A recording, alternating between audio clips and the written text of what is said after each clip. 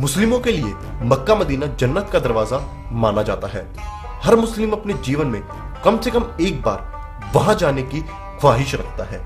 कहा जाता है कि वहां पर कुछ हिंदू रीति रिवाजों का पालन किया जाता है, तो कुछ लोग कहते हैं कि वहां भगवान शिव को कैद किया हुआ है। आइए जानते हैं मुस्लिमों के धार्मिक स्थल मक्का मदीना के बारे में। नमस्कार दोस्तों, मैं हूं खुशहाल राव और आप देख रहे हैं प्राचीन रहस्य।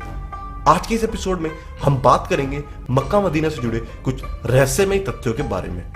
इस वीडियो या चैनल का उद्देश्य किसी भी धर्म, धार्मिक भावनाओं, विचार, जाति, वर्ग, समुदाय या व्यक्ति की भावनाओं को ठेस पहुंचाना नहीं है। यह वीडियो प्रख्यात प्रसिद्ध धर्म विशेषज्ञों से मिली जानकारी के आधार पर बनाया गया है।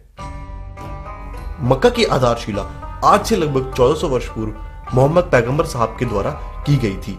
यह बाहर से देखने में एक चौकोर कमरा नुमा इमारत दिखाई देती है, जिस पर काला लिफाफा चढ़ा हुआ है। इसके चारों तरफ मस्जिद बनी हुई है, जिसमें हज के लिए आने वाले मुस्लिम जायरीन अल्लाह की इबादत करते हैं और अपने गुनाहों के लिए माफी मांगते हैं। आइए बात कर लेते हैं कड़वे सच के बारे में। संपूर्ण विश्व क्या, भारत के लोग ही यह कटु सत्य स्वीकार नहीं कर सकते कि इस्लाम ने हिंदू की आस्था माने जाने वाले असंख्य मंदिर तोड़े हैं और उनके स्थान पर उसी मंदिर के अवशेष से मस्जिदों का निर्माण करवाया। इस्लामिक विध्वंसक गतिविधियां इतनी प्रचंडता के साथ की जाती थी कि तक्षशिला विश्वविद्यालय और सोमनाथ मंदिर विध्वंस किए गए। इस्लाम नीति इस आधार पर रखी गई कि दूसरों के धर्म का अनादर करो और उनको नेस्तनाबूद और पवित्र स्थलों को खंडित कर वहां मस्जिद और मकबरे का निर्माण किया जाए। इस काम में बाधा डालने वाले जो लोग भी सामने आए, उन लोगों को मौत के घाट उतार दिया जाए, भले ही वे लोग मुस्लिमों को परेशान ना करते हों। मोहम्मद साहब और मुसलमानों के हमले से मक्का और मदीना के आसपास का पूरा इतिहास बदल दिया गया। इस्लाम एक तलवार पर बना धर्म था, है और रहेगा। इसका अंत भी उससे ही होगा। किंतु पीएनओके ने सिद्ध कर दिया है मकेश्वर शिवलिंग ही हजे अस्वद है। मुसलमानों के सबसे बड़े तीर्थ मक्का मकेश्वर महादेव का मंदिर था। वह काले पत्थर का विशाल शिवलिंग था जो खंडित अवस्था में अब भी वहां है। हज के समय संगे अस्वद, संग अर्थात पत्थर, अस्वद अर्थात अश्वेत यानी काला कहकर मुसलमान उसे ही पूजते और चूमते हैं। द्वारिका शारदा पीठाधीश्वर शंकराचार्य स्वामी स्वरूपानंद सरस्वती का मानना है कि मक्का में मकेश्वर महादेव मंदिर है। मोहम्मद साहब भी शैव थे, इसलिए वे मकेश्वर महादेव को मानते थे। एक बार वहां लोगों ने बुद्ध की प्रतिमा लगा दी। वह इसके बहुत विरोधी थे।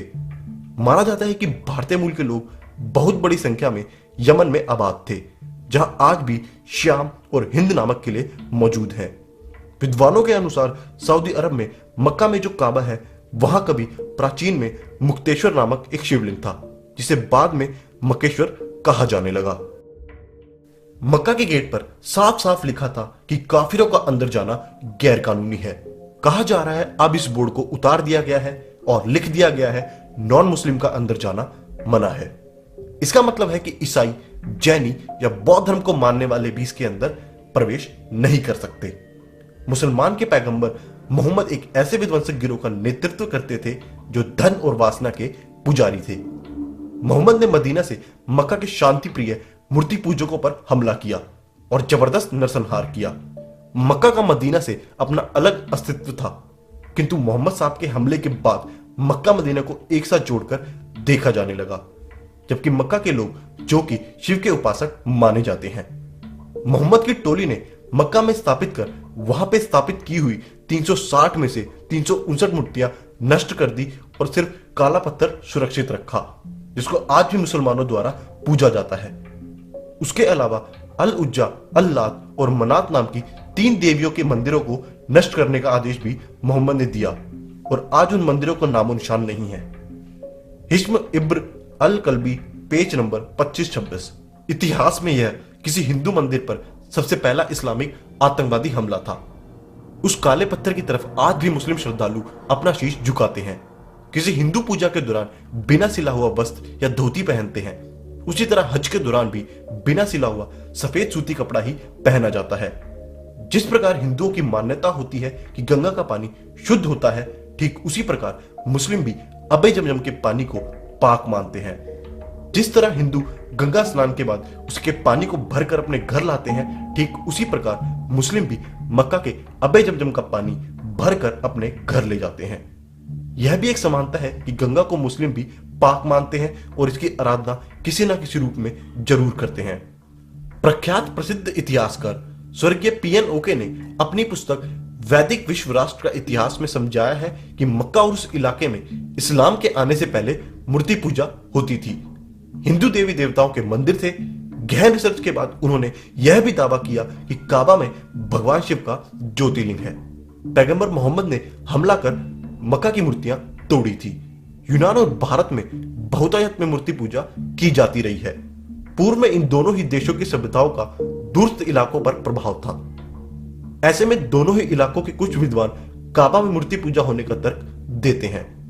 हज करने वाले लोग काबा के पूर्वी कोने पर जड़े हुए एक काले पत्थर के दर्शन को पवित्र मानते हैं, जो कि हिंदुओं का पवित्र शिवलिंग है। वास्तव में इस्लाम से पहले मिडिल ईस्ट में पीगन जनजाति रहती थी और वह हिंदी रीति रिवाजों को ही मानती थी। एक प्रसिद्ध मान्यता के अनुसार है कि काबा में पवित्र गंगा है, जिसका निर्माण महापंडित रावण ने किया था। रावण शिव भक्त था।